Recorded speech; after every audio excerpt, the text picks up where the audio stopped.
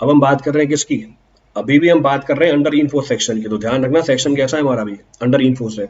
इसको मैंने लिखा कैसे था, 1 2 3 4 लिखा था, एबीसीडी लिखा था मैंने अंडर इनफोर्स सेक्शन वाले को।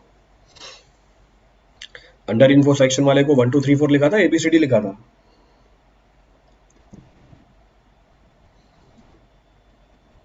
How I mention this under enforce section, beam slab floor वाले में वो एल सेक्शन दोनों में से कोई भी साइड ले सकते हैं, और अगर एल सेक्शन एक भी ना ले तो शायद उसमें 2T सेक्शन हो सकता है क्या सर? मेरा दो टी सेक्शन कैसे होंगे, वो तो कैंटिलीवर बन जाएगा ना फिर आपका। तो एंड में तो एल सेक्शन होगा ही होगा। तो अगर आपने 2T सेक्शन ले लिए, इसकी मतलब आपकी जो स्लैब है लास्ट में कैंटिलीवर है, तो आपकी जो स्लैब है वो लास्ट में कैंटिलीवर स्लैब की तरह चली गई। तो आप एल सेक्शन दोनों साइड वाला ले सकते हो।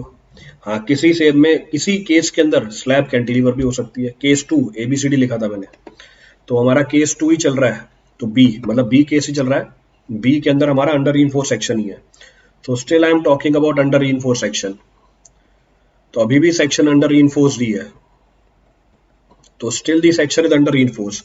पर अंडर रीइंफोर्स में हमने पहला केस क्या किया था, depth of neutral axis is less then the depth of the flange. अब मैं क्या कर रहा हूं यहाँ पे, अब मैं दूसरा केस कर रहा हूं, तो इसमें भी सेकंड डाल दिया।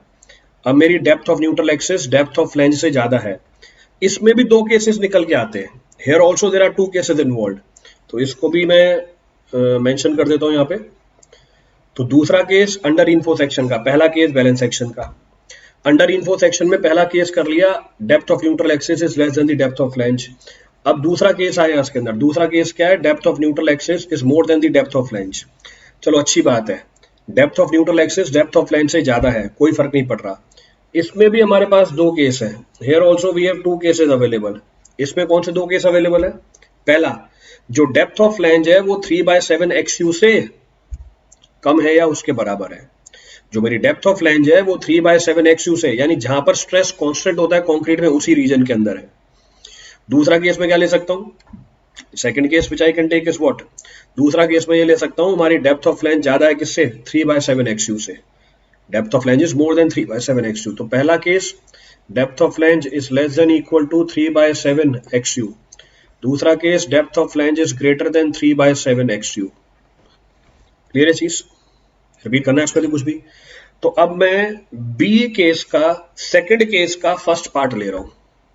तो अब मैं बी केस का सेकंड केस का फर्स्ट पार्ट ले रहा हूं, तो under info section, so I am taking, so I am considering, so consider under info section. तो अंडर इन्फो सेक्शन कंसीडर किया, XU की वैल्यू DF से ज्यादा है, और DF, so depth of flange हमारा, डेप्थ ऑफ फ्लैंज हमारा 3/7 XU से छोटा है या बराबर है। क्या ये बात सबको समझ में आई?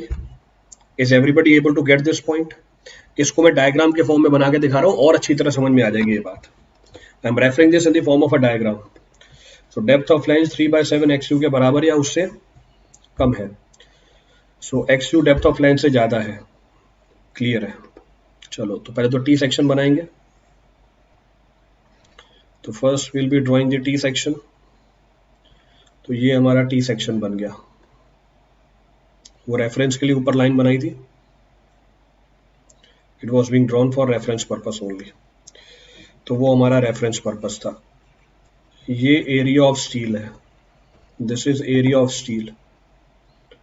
All the notations are standard, सारी नोटेशन स्टैंडर्ड है जो हमने पीछे डिस्कस कर रखी है, which we have discussed earlier. Effective depth, effective depth CG of reinforcement, this is width। Mark कर दो भैया आप डायग्राम में, this is BF, this is D, this is depth of the flange, this is width of the web। भाई ये delete कर दो। को प्रणाम पुष्पेंद्र, आज राइटिंग अच्छी आ रही है, आज राइटिंग अच्छी आ रही है। हाँ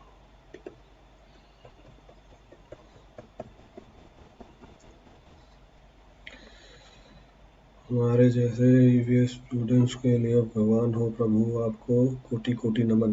भाई पढ़ लो चुपचाप।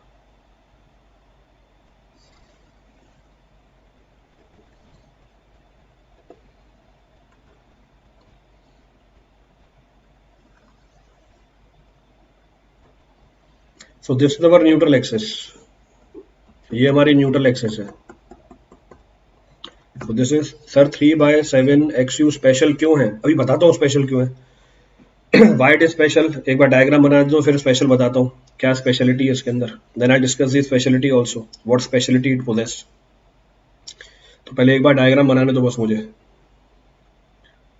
डिस्टर्ब खुद करते हो, मतलब मेरे को अजीब सा लग रहा होता है कि भैया ज्यादा कंटेंट कराना चाहिए, डाउटों में मेरा टाइम निकाल देते हैं ये।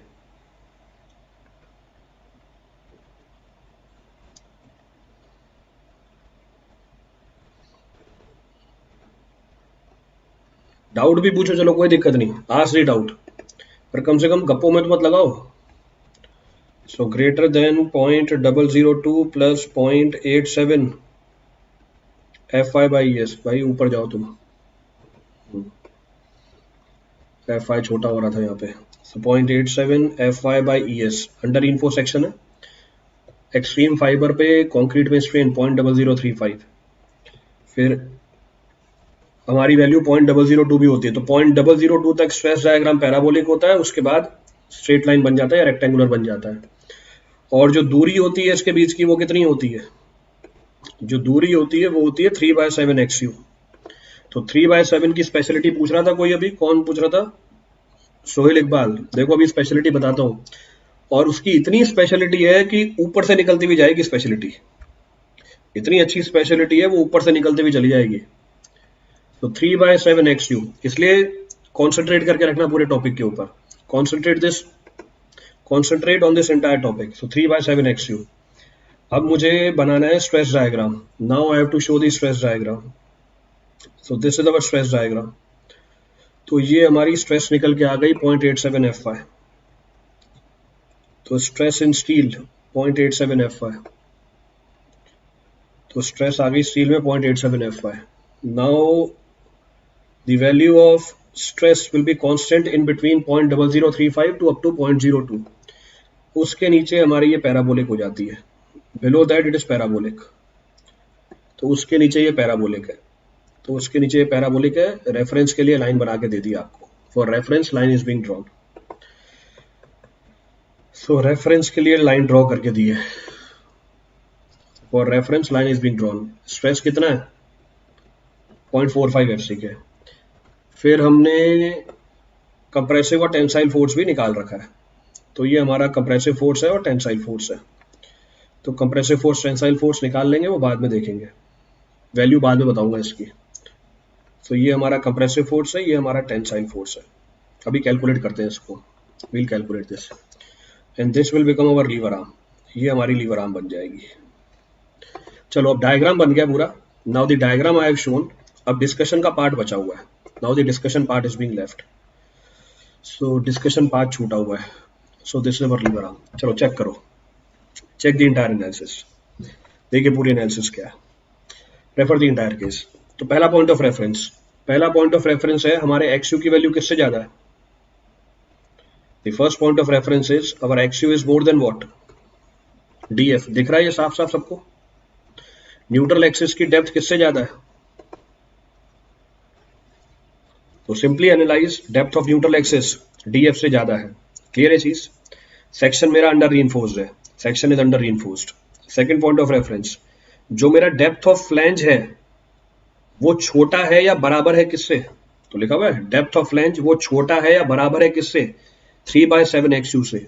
इसका मतलब है through out the entire depth of the flange concrete में स्ट्रेस की वेरिएशन कैसी है, through out the entire depth of the flange concrete के अंदर स्ट्रेस की वेरिएशन कैसी है, through out the entire depth of the flange concrete के अंदर स्ट्रेस की वेरिएशन कैसी है। What about the variation of the stress, it is constant and it is equal to 0.45 FCK। पर अगर मेरी डेप्थ ऑफ फ्लैंज, अब सोहेल इकबाल ध्यान से सुनना, अगर मेरी डेप्थ ऑफ फ्लैंज 3/7 XU से ज्यादा हो जाती, अगर मेरी डेप्थ ऑफ फ्लैंज 3/7 XU से ज्यादा हो जाती, तो इसका मतलब फ्लैंज में कुछ पोर्शन तक तो स्ट्रेस होता कांस्टेंट और कुछ पोर्शन में वो हो जाता वेरिएबल। तो पैराबोलिक वेरिएशन है, तो कुछ पोर्शन में तो वेरिएबल हो जाता, कुछ पोर्शन में कांस्टेंट हो जाता, तो आपकी कैलकुलेशन वहां पे कॉम्प्लिकेटेड हो जाती है। पर अभी मेरा ये केस है कि पूरी डेप्थ ऑफ फ्लैंज के लॉन्ग मेरा जो स्ट्रेस है वो कांस्टेंट है। क्लियर चीज। अब इस केस को डील कैसे करते हैं, how do we deal with this case. अब इस केस को सिंप्लीफाई करने के लिए मैं दो पार्ट में इसको ब्रेक कर सकता हूं। कैसे दो पार्ट में ब्रेक कर सकता हूं, जो मेरी वेब वाली रीजन है वहां से मैंने एक रेक्टेंगुलर बीम काट ली, जो मेरी वेब वाली बीम है वहां से मैंने रेक्टेंगुलर बीम को कट कर लिया पूरा। ये तो हमारा नॉर्मल रेक्टेंगुलर बीम बन गया, this is our normal rectangular beam. और जो बचा हुआ पोर्शन है फ्लैंज का, इसको मैं सेपरेटली एनालाइज कर दूंगा, इसको मैं सेपरेटली एनालाइज कर दूंगा। तो इसका मतलब अब ये फ्लैंज सेक्शन को आप दो अलग अलग सेक्शन में तोड़ के समझ सकते हो।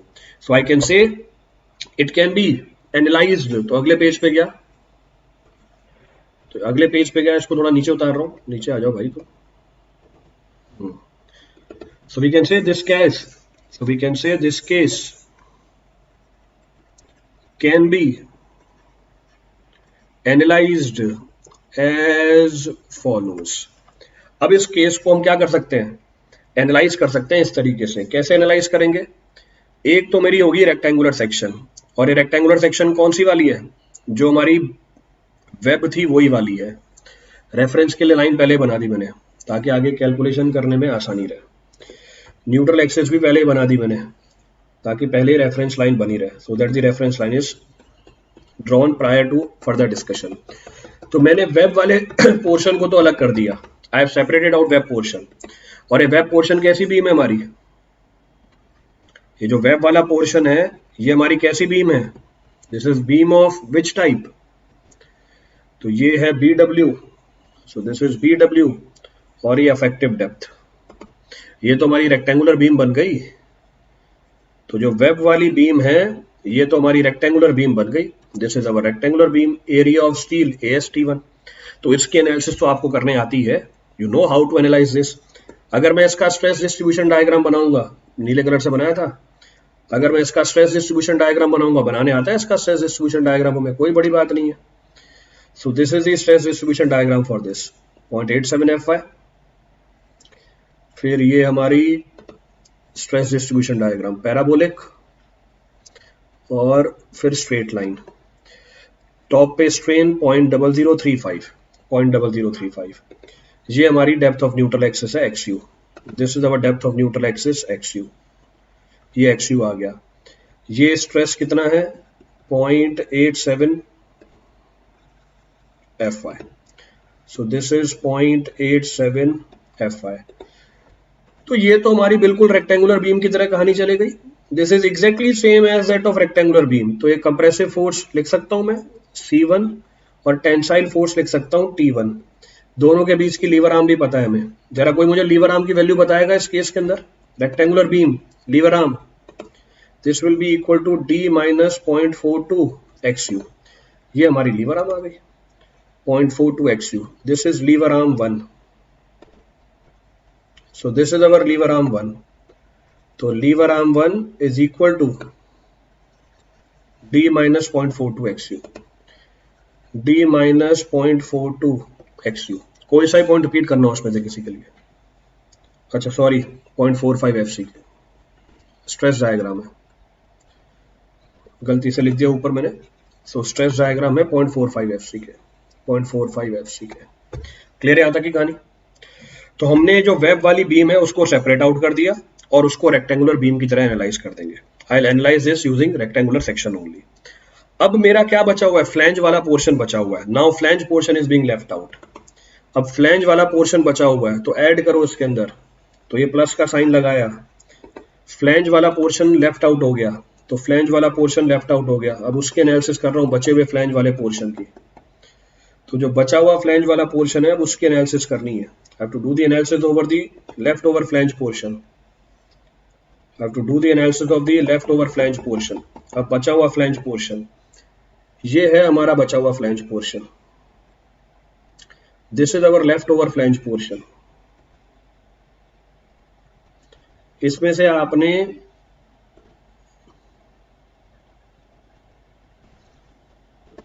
वेब को तो कंसीडर पहले ही कर लिया है, तो वेब तो हमारा पहले ही डिडक्ट हो चुका है, तो वेब पोर्शन तो हमारी पहले ही डिडक्ट हो चुकी है। So web portion is deducted. Clear है। तो जरा मुझे बताओगे जो विड्थ बची हुई है हमारे फ्लैंज की वो कितनी है, ये कौन है? गोपी कृष्ण। वापस देखो एक बार, गोपी कृष्ण एक बार वापस एनालाइज करो, क्या बोला है आपने? Gopi Krishna, simply analyse this again, what you are saying.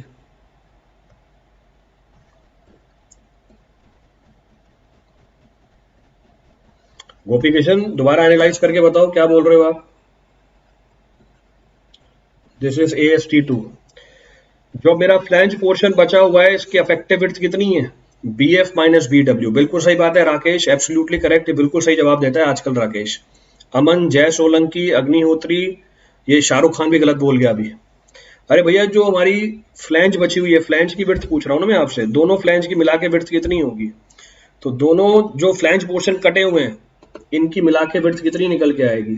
तो जब मैं इसको जोड़ूंगा, this will be equal to, this will be equal to, blue colour से लिख रहे हैं ना, डायमेंशंस ब्लू कलर से हैं, so this will be equal to BF minus BW।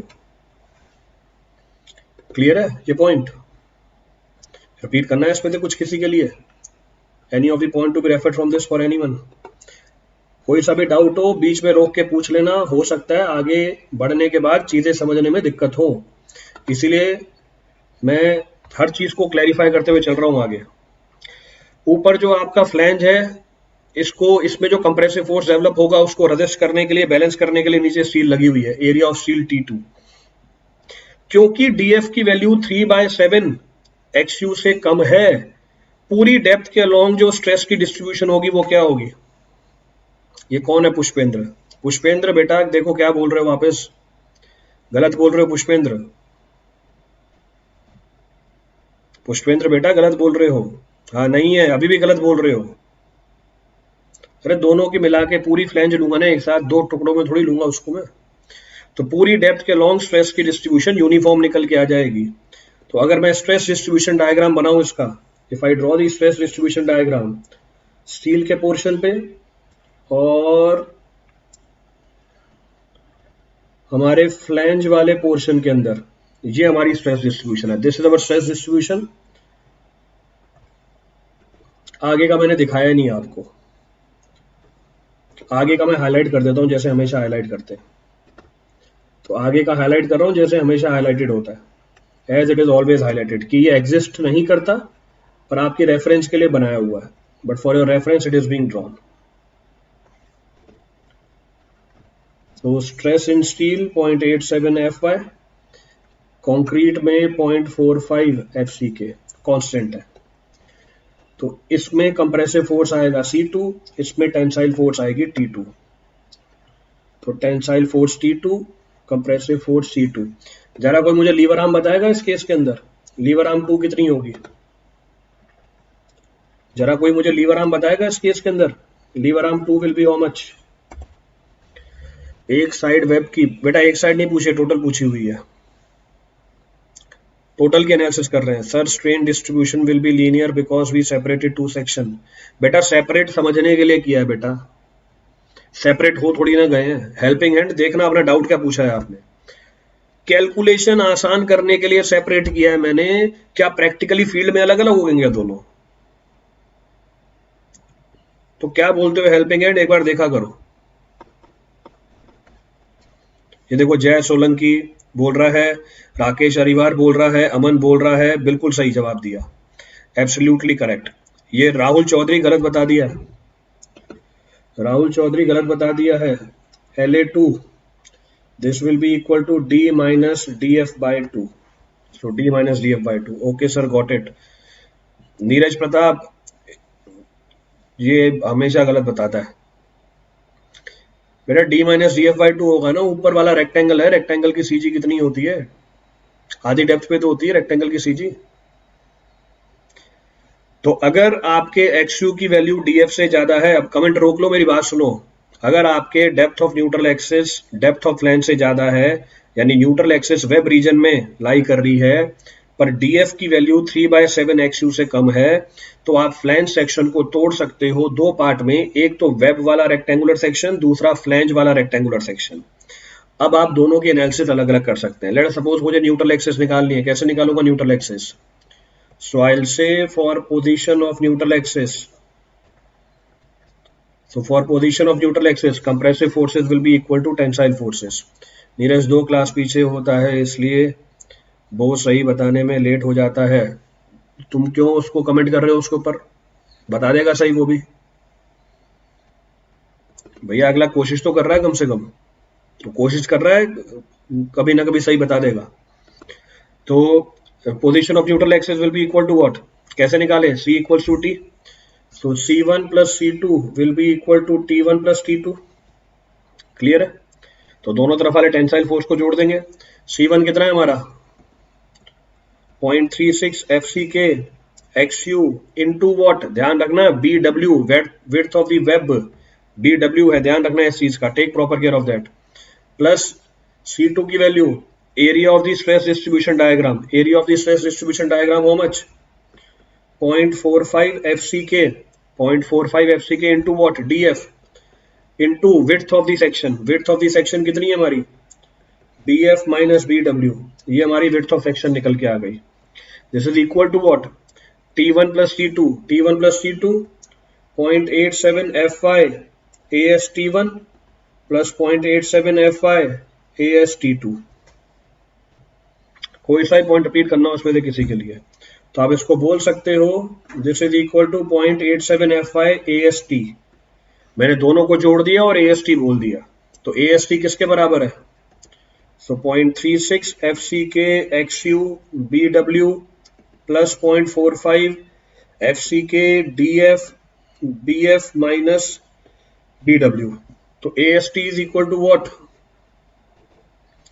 So AST is equal to AST1 plus AST2. तो ध्यान रखना यहां से मैं क्या कैलकुलेट कर लूंगा? From here what will be calculated? यहां से मैं XU कैलकुलेट कर लूंगा. From here I can calculate the value of XU. तो AST किसके बराबर है? AST1 प्लस AST2 के बराबर है. इसको मैं ऊपर लिख देता हूं. So AST is equal to AST1 plus AST2. जगह बची थी ऊपर. अब जब आपने XU निकाली, चेक करना पड़ेगा आपको. अब जब आपने XU निकाली, यू हैव टू चेक. तो अप्लाई चेक, ये कि XU की वैल्यू DF से ज्यादा होनी चाहिए और DF हमारा less than equal to 3/7 XU होना चाहिए. तो आपको चेक अप्लाई करना पड़ जाएगा. You have to go for the check also. कोई सा ही पॉइंट रिपीट करना उसमें से किसी के लिए. Any of the point to be referred from this for anyone.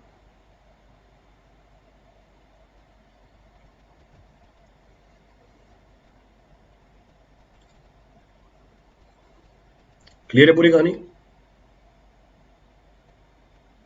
तो ये तो हमारा आ गया position of neutral axis. This is the position of neutral axis. अब अगर आपको मोमेंट ऑफ रेजिस्टेंस निकालना है, अगले पेज पे गया. So for moment of resistance, तो अगर आपको मोमेंट ऑफ रेजिस्टेंस कैलकुलेट करनी है,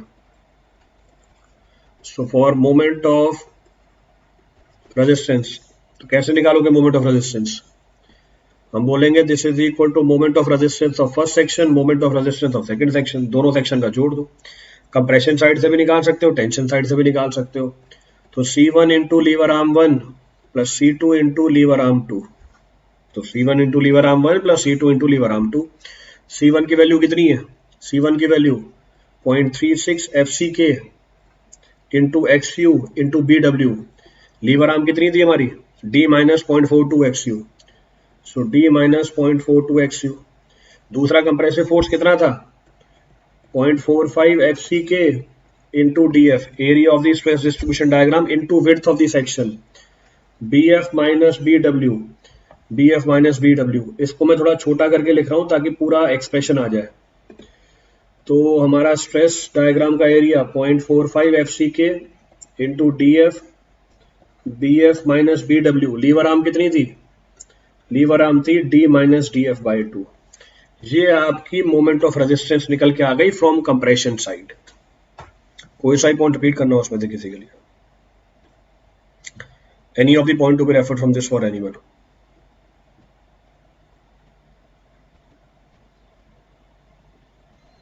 क्लियर है? और you can also write moment of resistance is equal to tensile force into lever arm. अब ये रेकमेंडेड नहीं है. क्यों? पीछे तो आपने AST1 AST2 अलग अलग लिख दिया, पर प्रॉब्लम में या एक्चुअल में तो टोटल एरिया ऑफ स्टील पता होता है हमें. तो क्योंकि टोटल एरिया ऑफ स्टील पता होता है, मुझे क्या पता होनी चाहिए, मुझे resultant point of application of compressive force और टेंसाइल फोर्स पता होना चाहिए। तो टेंसाइल फोर्स तो सेम जगह पे लग रहा है at the CG of the tension reinforcement, पर आपने सेक्शन को समझने के लिए दो टुकड़ों में तोड़ दिया, दोनों जगह कंप्रेसिव फोर्स अलग अलग लग रही थी, तो आपको रिजल्टेंट लाइन ऑफ एक्शन निकालना पड़ जाएगा कंप्रेसिव फोर्स का, और यहां से कैलकुलेशन आपकी लेंदी हो जाएगी।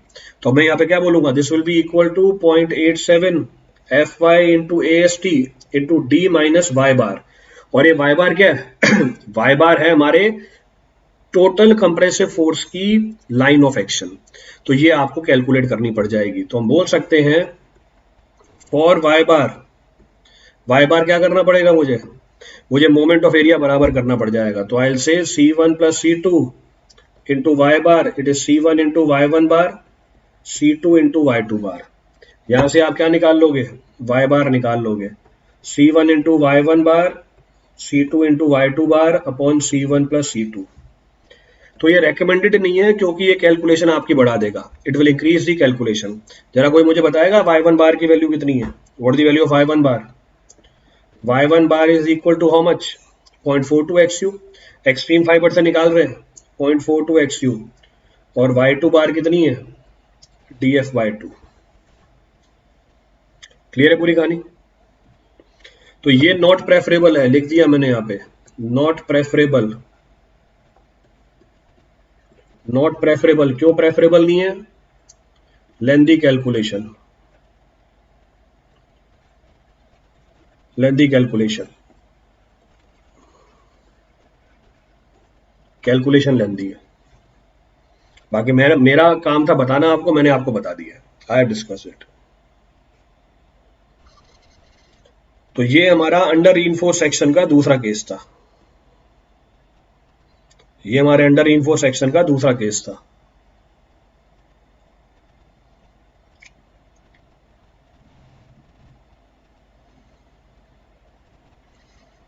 क्लियर है पूरी स्टोरी, रिपीट करना है इस पे कुछ भी, any of the point to be referred from this for anyone. अब मेरे को अंडर रीइंफोर्स सेक्शन कंसीडर करना है, एक्सयू की वैल्यू डीएफ से ज्यादा कंसीडर करनी है, पर डीएफ की वैल्यू ज्यादा कंसीडर करनी है 3/7 एक्सयू से। अब मुझे ये तीसरा केस कंसीडर करना है, now I have to consider this third case. Clear है पूरी स्टोरी। चलो आगे बढ़ते हैं, आगे बढ़ते हैं, अगले पेज पे गए, अगले पेज पे गए, पेज ऐड किया, तो हम बोलेंगे कंसीडर अंडर रीइंफोर्स सेक्शन। तो अब हम अंडर रीइंफोर्स सेक्शन कंसीडर कर रहे हैं, अंडर रीइंफोर्स्ड सेक्शन एक्सयू अभी भी डीएफ से ज्यादा है, पर इस बार डीएफ भी क्या है, इस बार डीएफ भी क्या है, इस बार डीएफ भी 3/7 XU से ज्यादा है। Now DF is more than 3/7 XU। अब इशू है, नाउ देयर इज इशू। क्या इशू है उसको समझने की कोशिश करते हैं। अब मैं कोशिश करूंगा कि मेरा डायग्राम यहीं पे बन जाए, आई विश कि मेरा डायग्राम यहीं पर बन जाए, पर अगर नहीं बन पाता तो परेशान मत होना। तो मैं कोशिश तो यही करूंगा कि मेरा डायग्राम यहीं बन जाए। मैं साइज थोड़ी सी रिड्यूस कर दूंगा, I reduce the size of that, ताकि बार बार पेज चेंज नहीं करना पड़े, so that I don't have to change the page.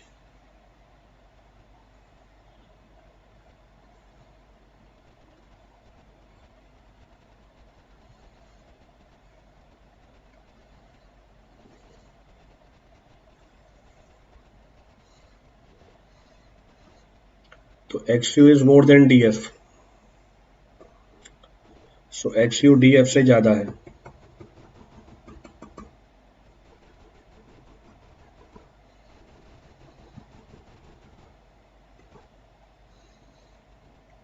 BF,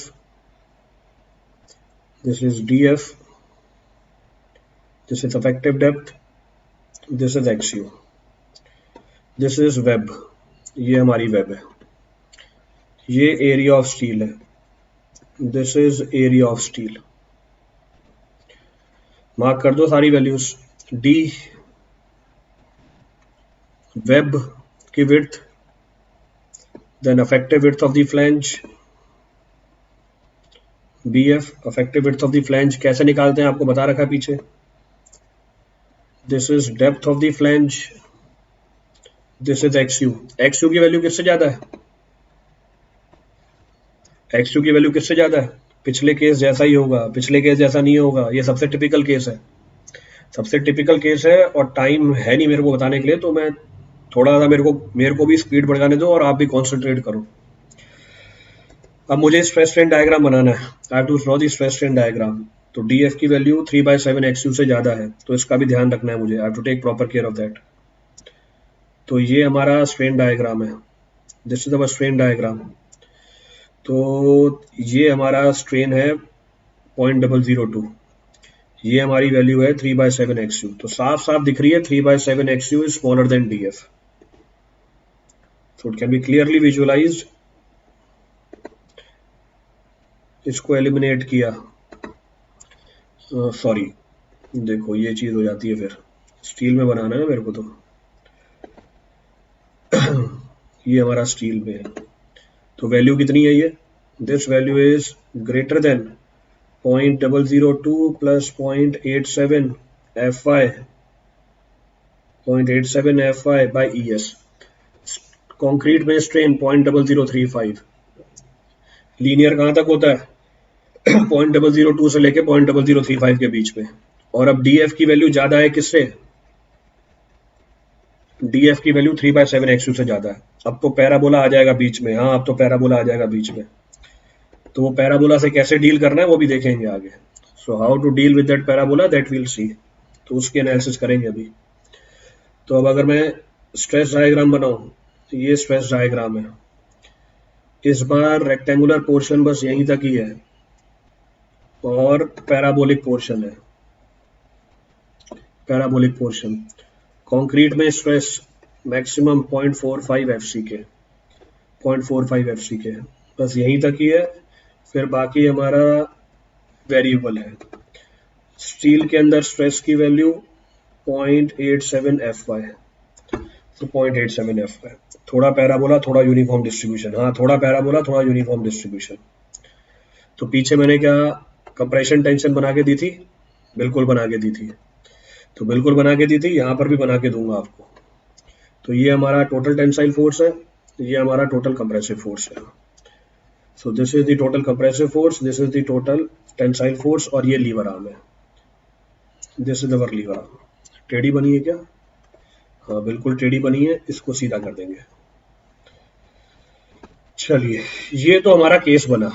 अब इसको डील कैसे करेंगे उसकी एनालिसिस करनी है। How to deal it, that becomes the point of discussion. So this is our lever arm. अब इसको डील कैसे करना है वो हमारा पॉइंट ऑफ डिस्कशन है। फिर से समझने का तरीका तो वही होगा। यहां पर भी मैं क्या करूंगा, इस सेक्शन को, यहां पर भी सेक्शन को मैं दो पार्ट में ब्रेक कर दूंगा। Here also I will break this section in 2 parts. तो इसको समझने का तरीका है, तो इसको मैंने इक्वल बनाया। इक्वल बनाया कैसे? जो वेब वाला पोर्शन है उसको तो अलग कर दिया मैंने, तो ये वेब वाले पोर्शन को तो मैंने अलग कर दिया। ये लो भैया वेब वाला पोर्शन अलग कर दो। तो वेब वाला पोर्शन तो मैंने अलग कर दिया, तो web portion is separated out. Reference के लिए लाइन बना दी, तो रेफरेंस के लिए लाइन बना दी, तो ये हमारी रेफरेंस लाइन है। न्यूट्रल एक्सिस, न्यूट्रल एक्सिस हमारी वेब रीजन में, तो neutral axis is in web reason.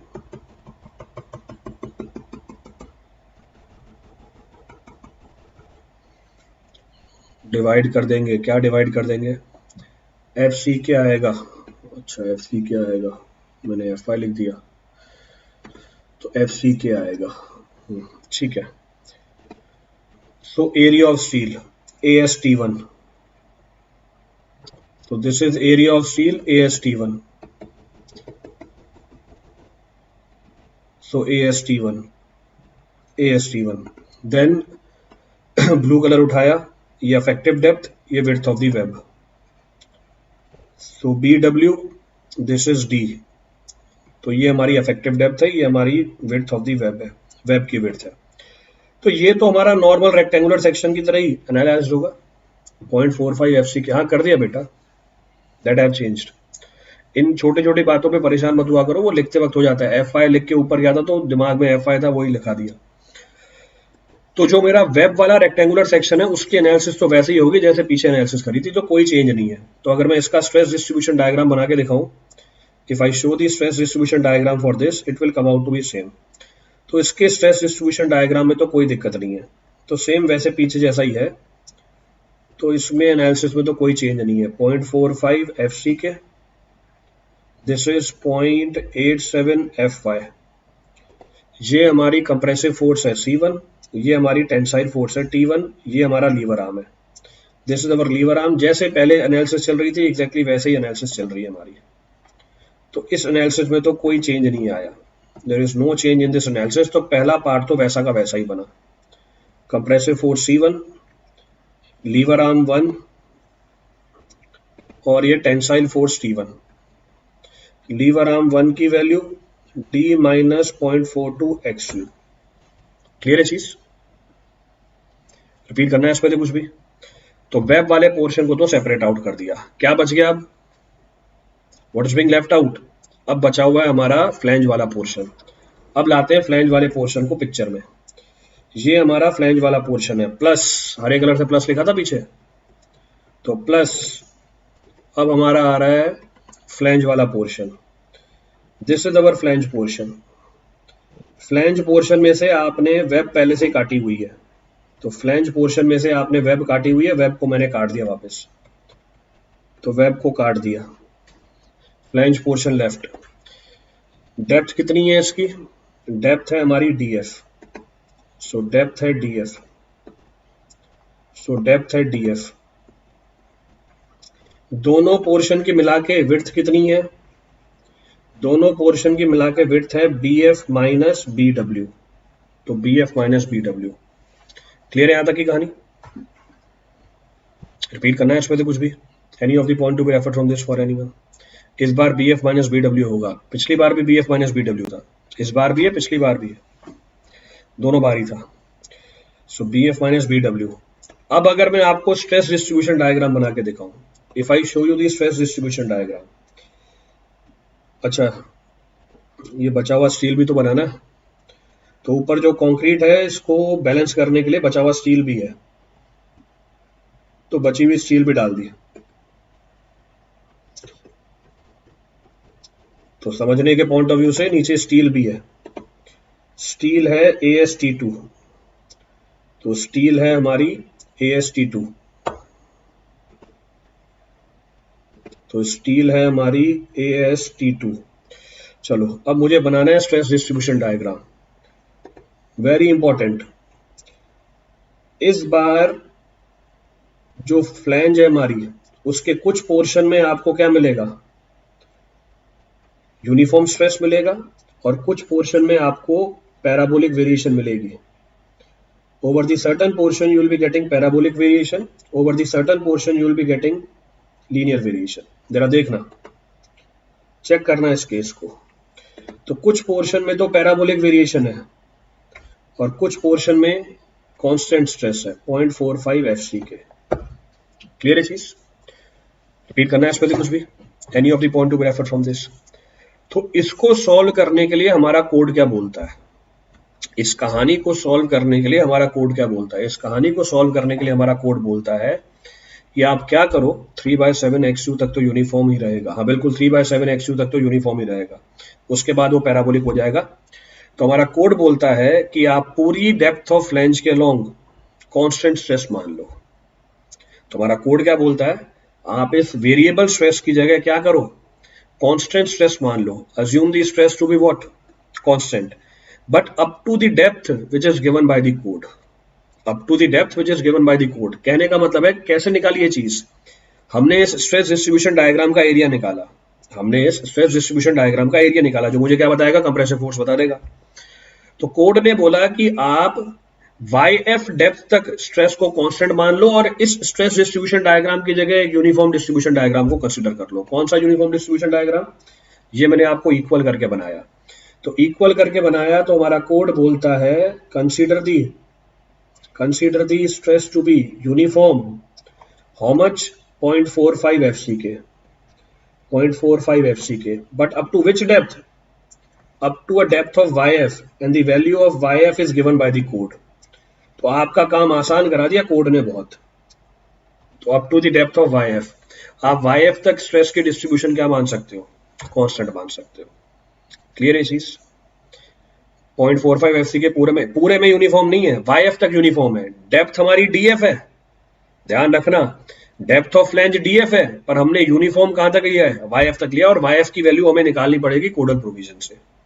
The value of the YF is to be computed via codal provision, और फिर स्टील में तो उतनी की उतनी वैल्यू रहेगी। सो दिस इज 0.87 FY, ये वैल्यू हमारी 0.87 FY है। तो अब मुझे लीवर आर्म बता दोगे कितना निकल के आएगा? Now you can give me the value of lever arm. अब लीवर आर्म बता सकता है कोई? Now you can tell the value of lever arm. अब हमारा लीवर आर्म क्या होगा? तो कंप्रेसिव फोर्स है C2, टेंसाइल फोर्स है T2। अब हमारा लीवर आर्म 2 क्या बन जाएगा? अब हमारा लीवर आर्म 2 बन जाएगा D minus YF by 2। So D minus YF by 2। तो YF वो डेप्थ है, मैं रिपीट कर रहा हूं, ध्यान से सुनना इस बात को। YF वो डेप्थ है जिसपे अगर आपने स्ट्रेस की डिस्ट्रीब्यूशन यूनिफॉर्म मानी, ये उतना ही कंप्रेसिव फोर्स निकाल के देगा जितना वेरिएबल स्ट्रेस से निकल के आ रहा था। I am again repeating, YF वो इक्वलेंट डेप्थ है जिसपे अगर आपने स्ट्रेस की डिस्ट्रीब्यूशन कांस्टेंट मानी, ये उतना ही कंप्रेसिव फोर्स निकाल के देगा जितना वेरिएबल स्ट्रेस निकाल के दे रहा है over a depth of DF। Clear है पूरी स्टोरी? तो YF की वैल्यू हमारा कोड बताता है, कोड बोलता है YF की वैल्यू मेंशन्ड है कोड में, कोड पढ़ सकते हो आप। So consider YF consider YF equals to what? 0.15 XU plus 0.65 DF plus 0.65 DF। अब मैं इसको भी डिराइव करके दे सकता हूं, कोड में डेरिवेशन नहीं है, आई कैन डिराइव दिस, पर वो डिराइव नहीं करूंगा मैं अभी, मैंने आपको डायरेक्टली वैल्यू बता दिया है। नोट्स चेक कर लेना मेरा डेरिवेशन की हुई है वहां पे, I have done the derivation of this also कि ये कैसे निकल के आती है। तो अगर आपका XU ग्रेटर देन DF है और DF ग्रेटर देन 3/7 XU है, तो हम ये कंसीडर करेंगे YF। क्लियर है पूरी कहानी? तो अब एनालिसिस तो वैसे ही करेंगे यहाँ पे, how to carry out the analysis. So I will say for position of neutral axis, neutral axis की पोजीशन के लिए कंप्रेशन बराबर टेंशन करेंगे, YF is imparting same effectiveness as DF। हाँ, तो C1 plus C2 this will be equal to T1 plus C2। C1 की value कितनी होगी? C1 will be how much? C1 will be equal to 0.36 FCK XU into BW plus 0.45 FCK into, ध्यान रखना अब क्या हो जाएगा? YF हो जाएगा, DF नहीं आएगा, YF width BF minus BW 0.87 FY AST1 plus 0.87 FY AST2। खत्म कहानी। प्लस 0.87 FY AST2, दोनों को जोड़ दो, टोटल एरिया ऑफ सील आ जाएगी XU BW plus 0.45 FCK YF BF minus BW, this is equal to 0.87 FY into AST। Calculate the value of XU from here, यहां से डेप्थ ऑफ न्यूट्रल एक्सिस निकाल लो। ध्यान रखना आपके XU की value DF से ज्यादा होनी चाहिए, ये भी ध्यान रखना DF ज्यादा होना चाहिए 3/7 XU से, DF should be more than 3/7 XU।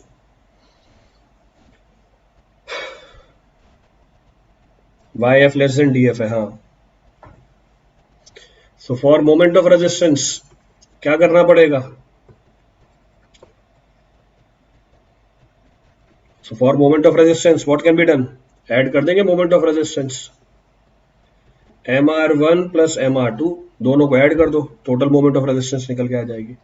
तो कितनी होगी मोमेंट ऑफ रेजिस्टेंस यहाँ पे? What will be the value of moment of resistance? 0.36 FCK into XU into BW into D minus 0.42 XU plus 0.45 FCK into YF BF minus BW into D minus YF by 2। ये हमारी moment of resistance है, this is our moment of resistance. ये आप tension side से भी निकाल सकते हो, पर टेंशन साइड से प्रेफरेबल नहीं है। सो और moment of resistance is equal to 0.87 FY into AST 0.87 FI into AST into D minus Y bar, और वाई बार आप ऐसे निकालोगे पीछे जैसे निकाली थी. So the value of the y bar is computed as you have done earlier. So y bar is equal to C1 into y1 bar, C2 into y2 bar, divide by C1 plus C2. Lever arm आएगा, हाँ liver arm आएगा. अब जाके सारे case complete होते हैं. Now all the cases are completed.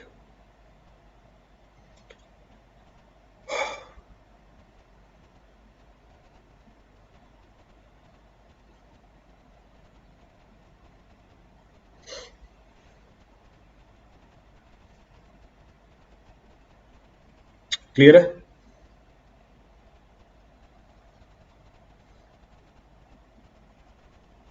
जब आप बोलते हैं किसी टॉपिक के लिए बाउंस कर जाएगा तो वो टॉपिक बहुत अच्छे से क्लियर हो जाता है, क्योंकि पहले अलर्ट कर देता हूं ना मैं. अगर अलर्ट नहीं करूंगा पहले से तो फिर बातों में ध्यान लगा रहेगा.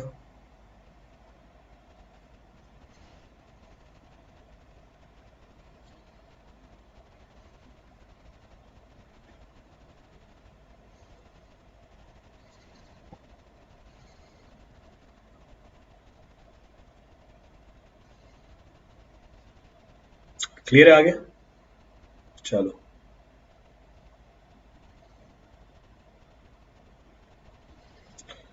चलो बाकी अब कल करते हैं. Rest will discuss tomorrow. भी दूसरी क्लास है मेरी. I am having the second class also.